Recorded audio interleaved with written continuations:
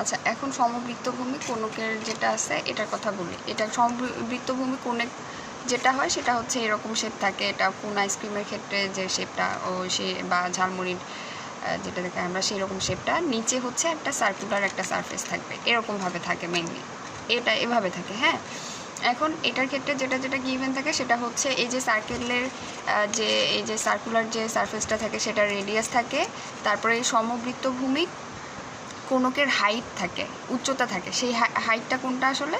সেই হাইটটা হচ্ছে ধরেন এটা সমবৃত্তভূমি কোণক আছে এভাবে। এখন এটার হাইটটা হচ্ছে আমি ধরেন একদম এই যে এই পয়েন্টটা থেকে একদম শীর্ষ পয়েন্টটা থেকে একদম নিচে পর্যন্ত সরাসরি ডিস্টেন্সটা আসলে যেটা হবে সেটা হচ্ছে আমাদের সেটাকে বলবো আমরা উচ্চতা। এটা বোঝানোর জন্য আমি এটা আর কি ইউজ করছি, এটাতে ইজি হবে মনে হয়েছে আমার। তো এই পর্যন্ত যদি আমি চিন্তা করি, এই পর্যন্ত এটা হচ্ছে তাহলে সমবৃত্তভূমিক এই যে কোণকের হাইট হচ্ছে এই মাঝ বরাবর যেটা আসতেছে সেটা, ঠিক আছে? অনেকটা আমি যদি এটা হচ্ছে ফিগারে যদি দেখাই, এটা এরকম কিছুটা, আর ভিতরে এটা তো দেখতে পাচ্ছি না, এটা একটা আমাদের 3D পিকচার চলে আসছে। এই মাঝ বরাবর যে ডিস্টেন্সটা এটা হচ্ছে আমাদের এইচ, আর এইদিকে সার্কুলার এটার জন্য এটার রেডিয়াসটা হচ্ছে আর, ঠিক আছে? তাহলে এই যে পাশের যে এটা আছে এইটা হচ্ছে আমরা বলতেছি হেলানো তল। এই হেলানো তলটা তাহলে এটার লেন্থটা কতটুকু হবে? এটার লেন্থ হবে, আমরা পিথাগোরাসের উপপাদ্য অনুসারে এটা একটা সমকোণী ত্রিভুজ হয়ে গেছে না, এটা অনুসারে আমাদের এটা তখন আসবে, এটাকে আমরা এল দিয়ে ডিনোট করতেছি, তাহলে এল সমান আসবে square root of h square plus হচ্ছে আর স্কোয়ার। যেহেতু এটা একটা সমকোণী ত্রিভুজ আসতেছে তাহলে অতিভুজটাই আমাদের আলটিমেটলি এল হবে। তাহলে এই আলটিমেটলি এটার পাশের যে এইদিকে এটা পুরোটার লেন্থটা সব দিকে আমি যদি মেজার করি এটা কিন্তু এল পাবো। তারপর এই সেমভাবে এটা কিন্তু তাহলে শেষ দেখানো আমার, এটাতে আর কোনো আমার কাজ নাই, ঠিক আছে? তো তারপর এটা যদি আমি এখন কাট করি একটা, এটা যদি এটা তাহলে নিচের পৃষ্ঠটা গেল, আর এই পৃষ্ঠটা হচ্ছে আমাদের বক্রপৃষ্ঠ। আর এটা যদি আমি ওই এর আগের মতো কাট করি তাহলে এরকম কিছুটা একটা শেপ পাবো। এটা হচ্ছে আমাদের একটা ট্রায়াঙ্গুলার একটা শেপ চলে আসতেছে।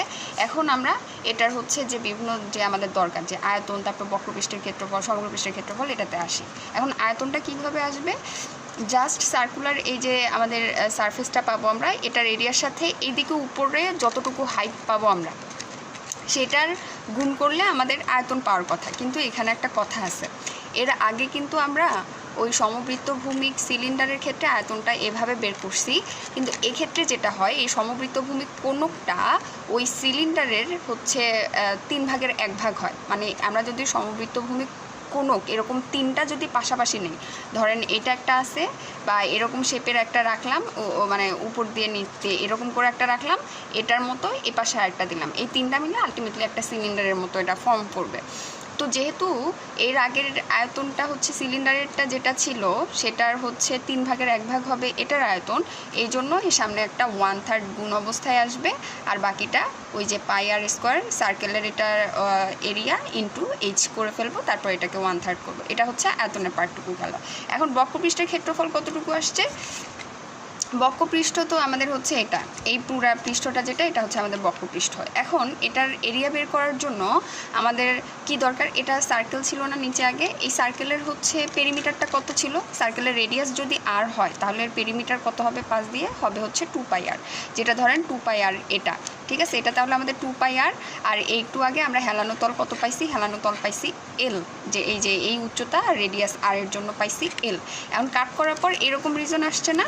এখন দেখেন তো, এখন যদি আমি বলি এটা একটা ত্রিভুজাকার একটা শেপ, তাহলে এটার হাফ, এটার এরিয়া কীভাবে পাবো? হাফ গুণন ভূমিটা আমাদের আসলে কি ছিল? পেরিমিটারটাই না? এই যে নিচে তো এটার পেরিমিটারটাই তো হবে, এটা জাস্ট হচ্ছে পরিসীমা, এর পরিসীমাটাই এটার হচ্ছে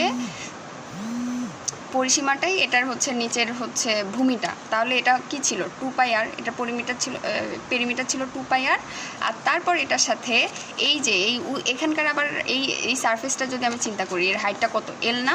তাহলে এটার সাথে এল গুণ অবস্থায় আসতেছে, তাহলে আলটিমেটলি আমরা পাবো হচ্ছে পাই আর এল। এই যে চলে আসলো, এটা বক্রপৃষ্ঠের ক্ষেত্রফল। এখন সমগ্র পৃষ্ঠের ক্ষেত্রফল কি? সমগ্র পৃষ্ঠের ক্ষেত্রফলের জন্য আমরা কি করব? এই যে এটা সার্কুলার রিজন, আমার এটার ক্ষেত্রফল লাগবে আমার পাই আর স্কোয়ার প্লাস এই যে বক্রপৃষ্ঠের ক্ষেত্রফল লাগবে, তার সাথে বক্রপৃষ্ঠের ক্ষেত্রফল কত? পাই এই যে আর আগে লিখলাম, তারপরে হচ্ছে এল। তো এখান থেকে যদি আমি পাই আর কমন নিই, পাই আর কমন নিলে একটা আসতেছে আর আরেকটা আসতেছে এল। এই যে এই হচ্ছে আমার ওভারঅল গেল, এটা হচ্ছে সমবৃত্তভূমি কোণকের ক্ষেত্রে যেটা যা যা দরকার আমাদের সেটা আসছে।